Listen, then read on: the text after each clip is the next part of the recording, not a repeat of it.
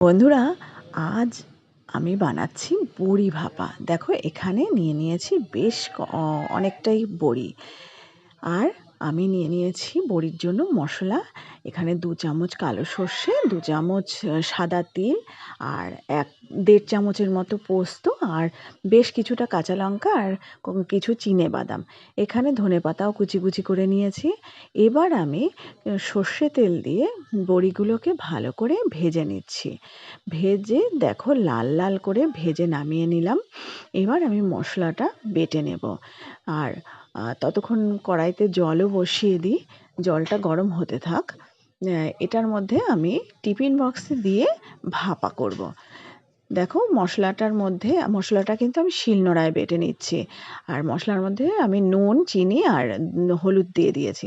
মশলাটা বেটে নিলাম, বড়ির মধ্যে সব মশলা দিয়ে দিয়েছি, কাঁচা লঙ্কা গোটা দিয়ে দিয়েছি, আর দিয়ে দিলাম মশলা ধোয়া জলটা আর ধনেপাতা কুচি।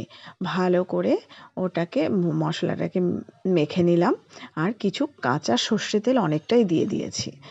এবার আমি এটাকে টিফিন বক্সের মধ্যে ঢেলে নিলাম। ঢেলে আমি সেই গরম জলের মধ্যে বসিয়ে দিলাম ঢাকনা দিয়ে, আর ওটা ওপর দিয়ে ঢাকা দিয়ে দিলাম। এবার আমি 5 মিনিট পর ঢাকাটা সরিয়ে দিলাম। বাহ, দারুণ একটা ঝাঁঝালো গন্ধ বেরিয়েছে। তার মধ্যে কিছুটা কাঁচা সর্ষের তেল আবার দিয়ে দিলাম। এবার গরম ভাতে পরিবেশন করা যাক।